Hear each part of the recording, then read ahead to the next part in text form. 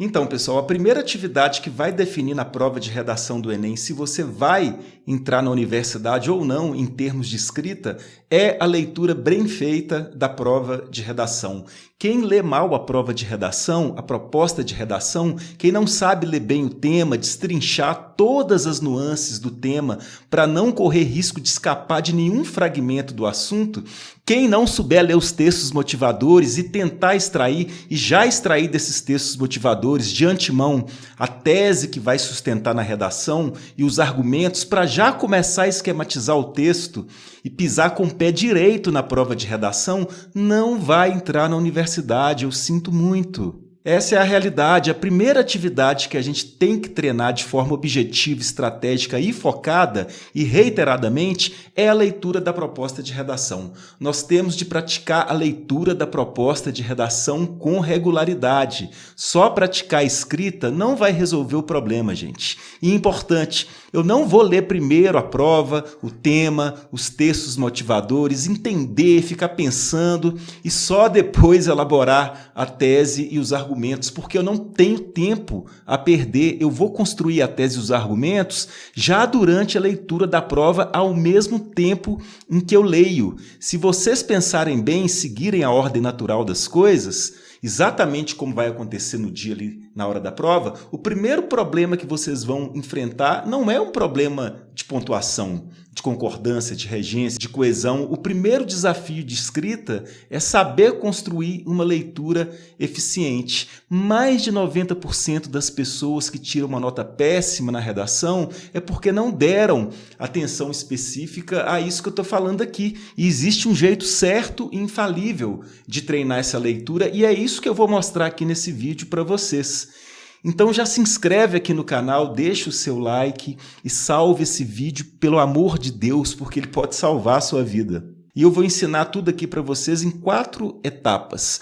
Primeira, qual a primeira coisa que você vai fazer na hora de iniciar a prova de redação? A prova caiu na sua mão, você vai fazer o quê? Você vai sair correndo? Você vai começar pelos textos motivadores, pelo tema? Qual que é a ordem mais interessante? 2. Como entender e fragmentar o tema com eficiência? Quer dizer, como definir tudo aquilo que eu não posso deixar escapar na minha escrita para eu não perder ponto de bobeira na competência 2. Parte 3. Como ler os textos motivadores e já esboçar a tese, os argumentos, tudo ao mesmo tempo.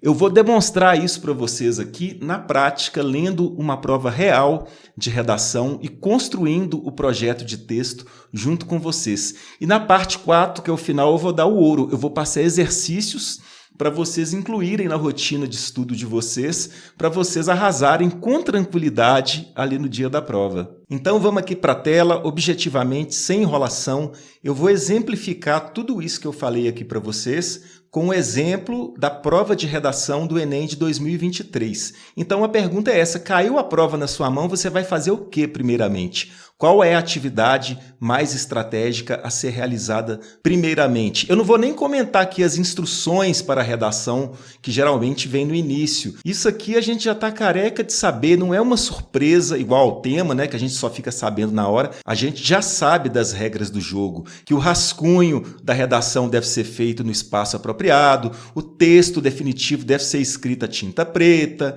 a redação que tiver até 7 linhas vai tirar nota 0, quem escapar do tema também vai zerar a pontuação, quem desobedecer o tipo dissertativo argumentativo, que tem que ser com caneta preta, etc, etc. Isso aqui, gente, vocês têm de tomar consciência disso no percurso de treino, e não é isso que eu quero comentar aqui. O que eu quero comentar aqui é o seguinte: a gente vai primeiro no tema ou nos textos motivadores? Porque a prova da redação, ela engana a gente um pouco, né? Na sequência aqui, o que vem em primeiro lugar são os textos motivadores. Mas eu aconselho o seguinte: vá diretamente ao tema. A primeira coisa que você tem de fazer, na hora que a prova cai na sua mão, é ir diretamente ao tema. E o tema está lá embaixo: desafios para o enfrentamento da invisibilidade do trabalho de cuidado realizado pela mulher no Brasil. Olha que tema complexo e que surpreendeu muita gente. Então, a primeira atividade que eu tenho que realizar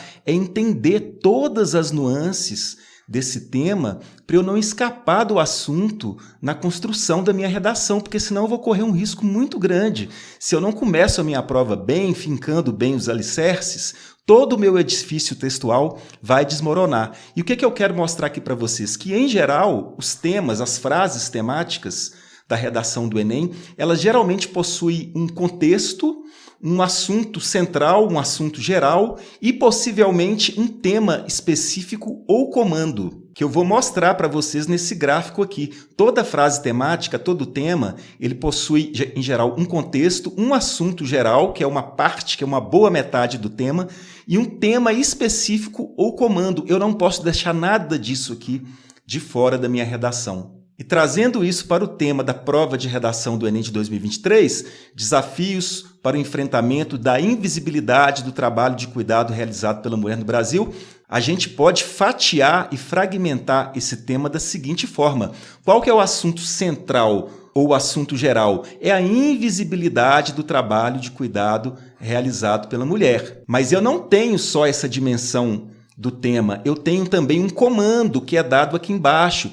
Desafios para o enfrentamento. Então, a minha redação não pode só ficar falando da invisibilidade da mulher, etc, etc. A minha redação tem que mostrar também os obstáculos que a sociedade brasileira enfrenta para acabar com essa invisibilidade. E o contexto é sempre fácil, porque as provas de redação do Enem sempre trazem como contexto o Brasil, a sociedade brasileira. Então eu não posso falar da invisibilidade do trabalho de cuidado da mulher na China, na Espanha, na Itália, no mundo. Eu tenho de trazer isso para o Brasil e também mostrar essa outra dimensão aqui, que são os obstáculos para eu mitigar, para eu desconstruir essa invisibilidade. Então, quando eu leio o tema, eu tenho que tomar uma consciência rapidamente de tudo que eu tenho que falar. No caso aqui, eu tenho que mostrar os obstáculos, os desafios para eu conseguir desconstruir a invisibilidade do trabalho de cuidado da mulher no Brasil. E é lógico que no dia da prova vocês não vão fazer um gráfico bonitinho desse, igual eu estou fazendo aqui como rascunho.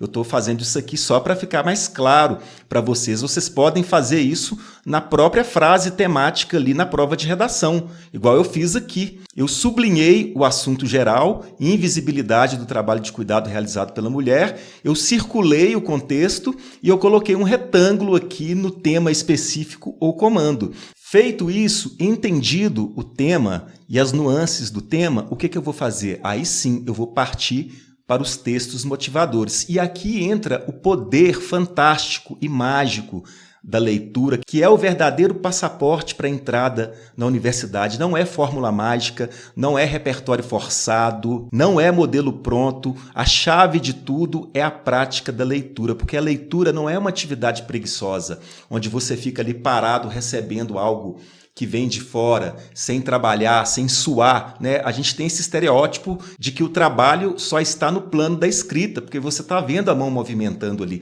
Mas o Roland Barthes, um grande teórico, já dizia que a leitura é um trabalho de escritura interna, é um texto que eu escrevo na minha cabeça enquanto eu leio. Enquanto eu vou lendo, eu vou produzindo um outro texto na minha cabeça, que é o texto leitura. Eu vou construindo reflexões, associações, insights, eu vou promovendo uma escritura, uma reação, uma leitura responsiva e ativa. É isso que eu tenho que praticar. É isso que vai me dar tranquilidade, porque a leitura, gente, é um exercício aeróbico. É trabalhoso. Vocês sabem que quando a gente lê muito, a gente fica com a cabeça doendo, a gente fica cansado. Muita gente chega ali na hora da prova de redação, já está cansado porque leu bastante já questões da prova de linguagem, não tem preparo físico, né? Não está acostumado a praticar a leitura, já chega cansado ali para a leitura dos textos motivadores. E a leitura é um exercício de musculação também, porque é ela que nos ajuda a suportar o peso da complexidade dos textos.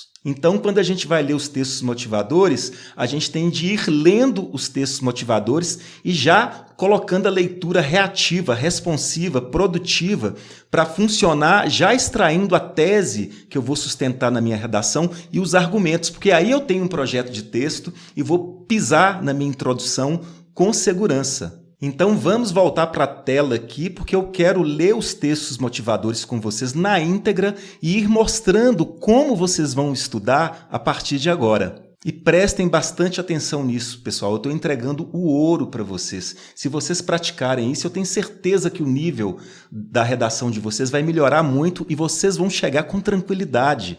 Tente praticar a leitura com foco e com estratégia. Então, a primeira coisa que vocês vão fazer é vir aqui ao tema, como eu já disse, e depois vamos lá para os textos motivadores. Texto 1, vamos lá. O trabalho de cuidado não remunerado e mal pago e a crise global da desigualdade. Olha que coisa revoltante já, né? Um trabalho que não é pago e se é pago é muito mal pago, né? Isso é aviltante, né? Eu já estou produzindo aqui a leitura na minha cabeça enquanto eu leio, tá vendo? Vamos prosseguir. O trabalho de cuidado é essencial para nossas sociedades e para a economia.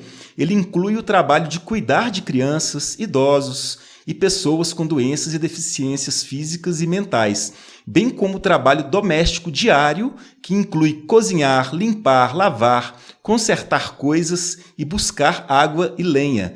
Se ninguém tivesse tempo, esforços e recursos nessas tarefas diárias essenciais, comunidades, locais de trabalho e economias inteiras ficariam estagnados. Olha que loucura isso. Não é um problema individual apenas das pessoas, nem das famílias, é um problema da sociedade como um todo. Se o trabalho de cuidado se interrompe, trava o funcionamento da sociedade inteira. É um problema de todos nós, é um problema do Estado. Tá vendo, gente? Tudo isso que eu estou falando aqui é a minha leitura, que eu estou produzindo ao mesmo tempo que eu leio, e ela vai me ajudar a construir a tese de antemão enquanto eu faço essa leitura produtiva. E só com esse trecho aqui eu acho que eu já tenho uma tese.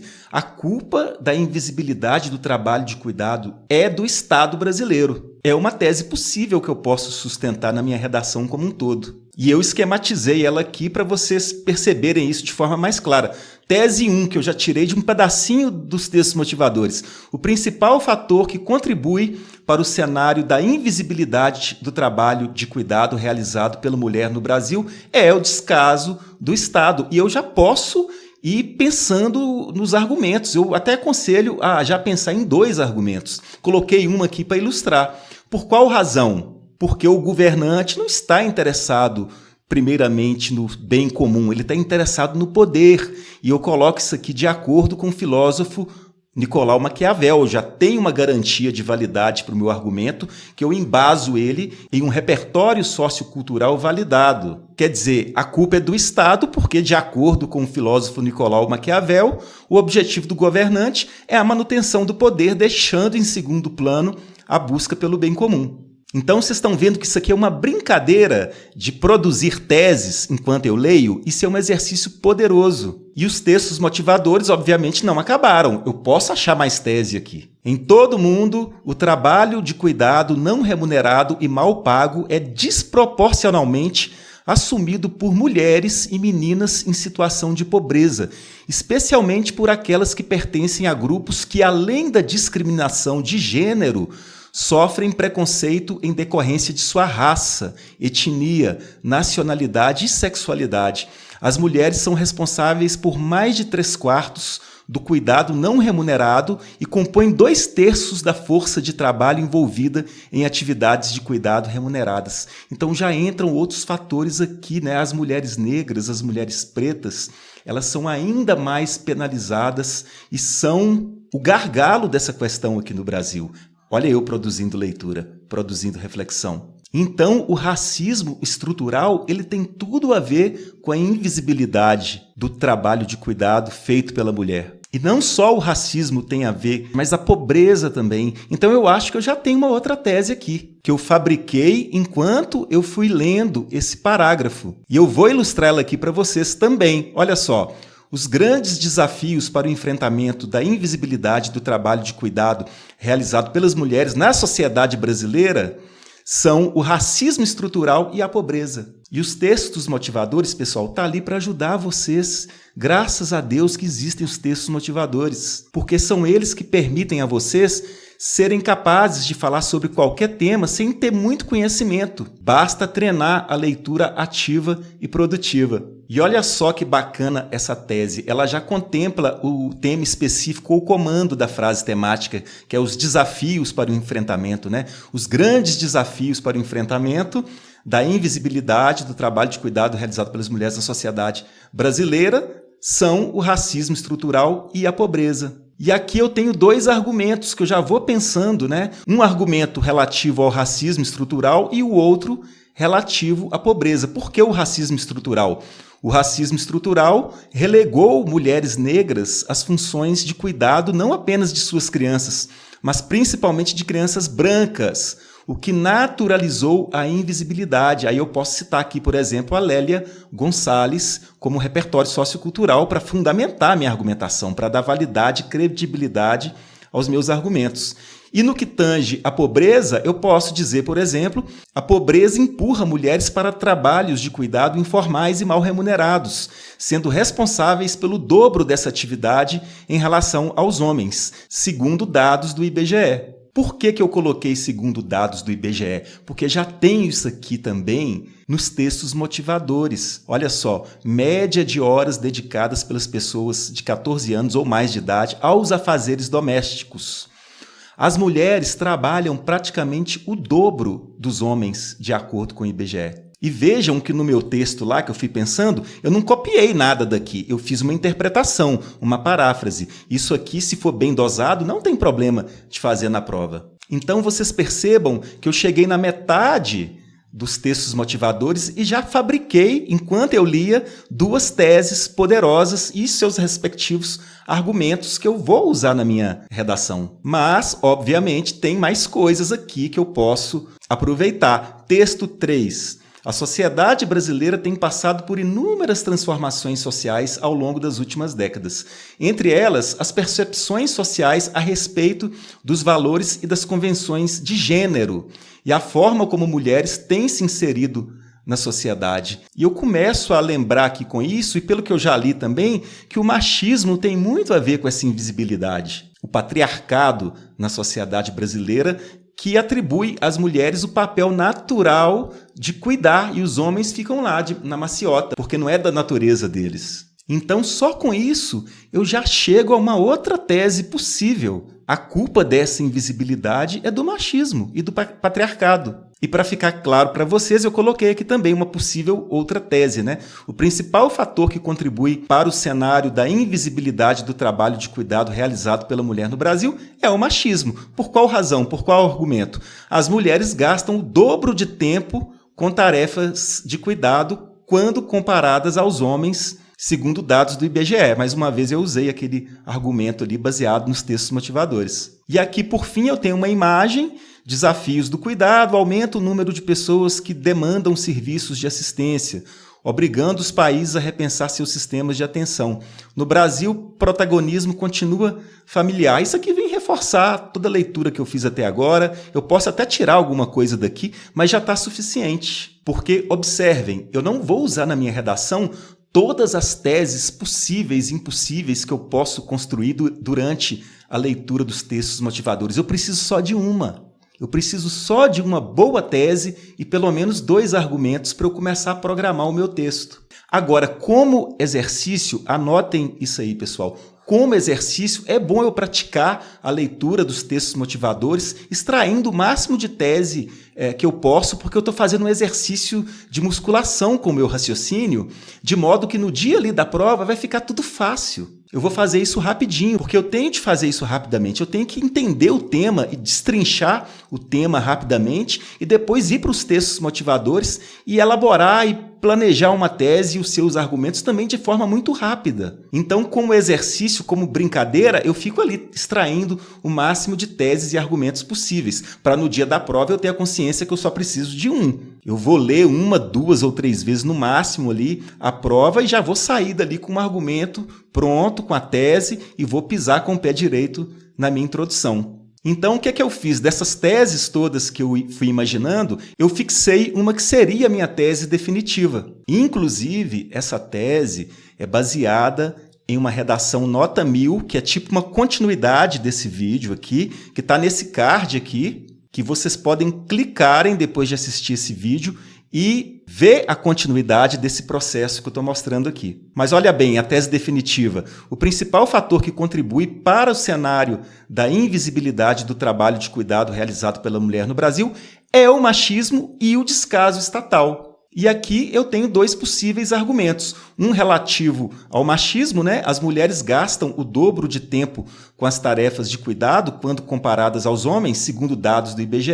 E um segundo argumento relativo ao descaso estatal. O objetivo do governante é a manutenção do poder, deixando em segundo plano a busca pelo bem comum, de acordo com o filósofo Nicolau Maquiavel. E isso aqui é o pulo do gato, pessoal, pelo seguinte fato: quando eu já leio a prova de redação esboçando a minha tese e pelo menos 2 argumentos, eu já tenho o esqueleto da minha redação pronta, porque eu sei que na minha introdução eu tenho que dar uma contextualizada e apresentar a tese. A introdução eu faço isso.